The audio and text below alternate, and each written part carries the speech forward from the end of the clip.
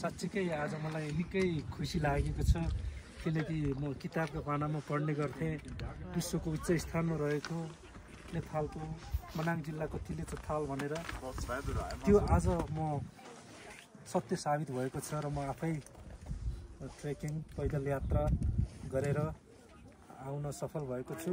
एकदमै जिन्दगीको यो अनुभव मध्येमा खुसीको सीमा नै छैन।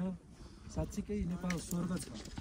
यो मनाङको तिलेचोताल यति सुन्दर छ, पानी हेर्नुहोस् यति निलो छ, यति सौम्य शान्त बसेको छ।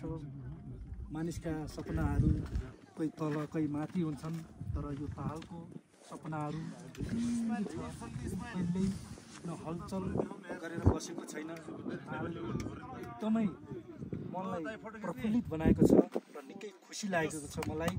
र मेरो सपना थियो यो विश्वको उच्च स्थानमा रहेको मनाङको तिलेचोतालमा आउने, त्यो सपना आज मेरो पुरा भएको छ र म एकदमै हर्षित छु।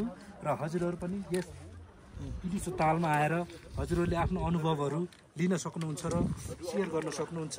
म त आज एकदमै धन्य प्रकृति, धन्य हिमाल, धन्य लेक भन्न चाहन्छु। र मेरो नेपाल आमाको जननी जन्मभूमिश्च स्वर्गादपिश्च गरिएछि भनेको आज सत्य साबित भएको छ।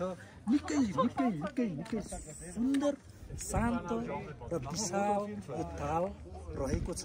मलाई खुसी लागेको छ।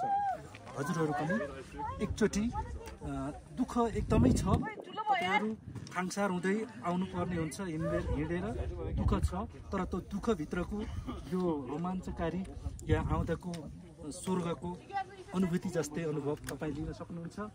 म आज धन्य भएँ। हजुरहरू पनि आउनुहोस् है त, म एकचोटि अपिल गरेँ। धन्यवाद। जय नेपाल।